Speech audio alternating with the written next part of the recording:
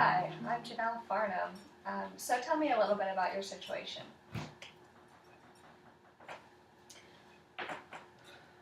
So my son's name is Timmy. He's really smart. He goes to a school, a residential school, Tennessee School for the Deaf. But the classes right now, they just don't satisfy him. He needs a challenge. We're just thinking about the future, his college situation. What do you think we should do? Well, we have a lot of options. The first option would be a cochlear implant and mainstreaming with, No. He's deaf. We don't want that. Alright, well the second option would be mainstreaming but with an interpreter. And that would look like this. Okay class, so remember yesterday how we talked about the bears that live in the forest and we read this story?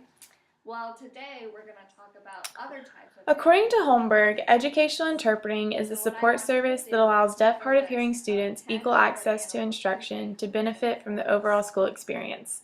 This support service provides these students, their parents, hearing children, faculty, and other school personnel the communication bridge necessary to allow participation in the educational and social activities of the school. According to Reed, approximately 85% of all deaf hard of hearing students in the United States are educated in public school programs, so this is not an uncommon trend. However, the success of deaf hard of hearing students in the mainstream setting varies from individual to individual. Therefore, before making this commitment, the individual needs to be willing to learn, and the parents need to be willing to support him through his education.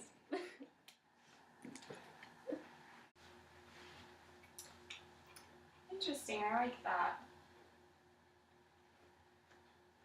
But I want my son to be exposed to deaf culture. In the school, I don't want a deaf person to feel isolated. That is one of the drawbacks of mainstreaming. Timmy might be the only deaf student in the entire school.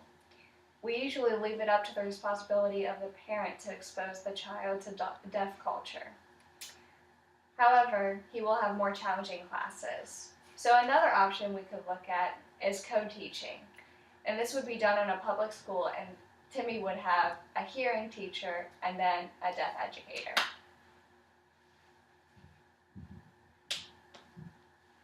Whoa. Okay. Okay, remember yesterday when we talked about the different types of animals that live in the forest? So today we're going to talk about some other animals that live in the forest. So, Timmy, what do you think?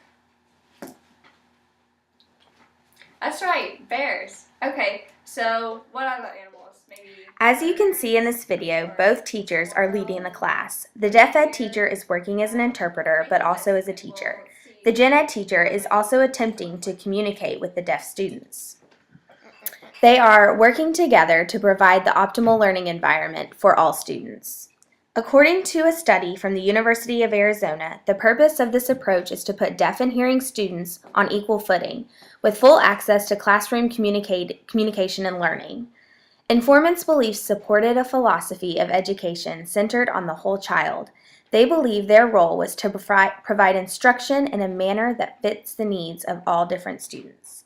The teachers are not separating the students in one class, such as hearing students go here and are taught by this teacher, and deaf students elsewhere.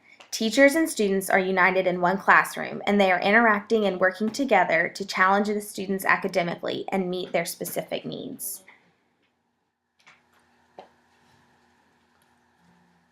I like that. So hearing culture, deaf culture, they combine. Right.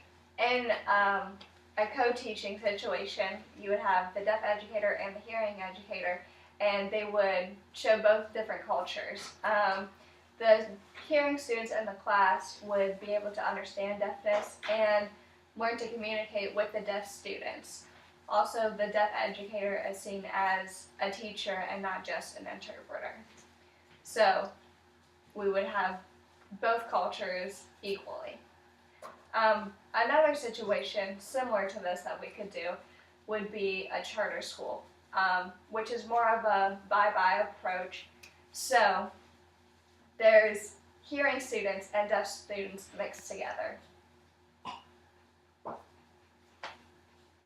Okay, class, do you remember yesterday we talked about animals that live in the forest, and we read a story about a certain animal? Do you remember what that was? Timmy? A bear, that's right. Okay, so today... Many charter schools offer a bilingual, bicultural approach to deafness. This means that there are deaf and hearing students in a classroom together, being taught by one deaf educator. This may be good for Timmy since his mother has hearing family. Additionally, charter schools provide students with better understanding than a mainstream school where the child may be the only deaf person in a class, according to Berg. The child would be involved in both cultures, hearing and deaf. This would be good for the child to understand how to communicate with the hearing world while being involved in deaf culture. According to Cardenas, these types of schools are a welcome contrast to the traditional all-deaf classes most deaf teenagers previously attended. This type of school is beneficial to the child since he has already taken more challenging classes and may be able to get college credit like AP and IB. That's okay, good. Okay. So the options again are what? We have mainstream with an interpreter, co-teaching in a public school, and going to a charter school. Okay. Thank you so much for all of the options.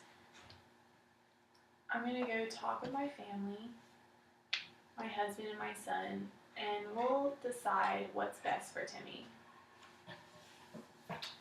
All right, if you have any more questions, you can come back and bring Timmy, and we can talk about the options with him, and maybe even go look at some schools to decide what he likes best. There's lots of drawbacks and positives for each option, so we need to consider everything that we have.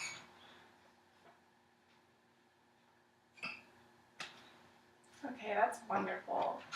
I'll talk with Timmy and discuss with you soon.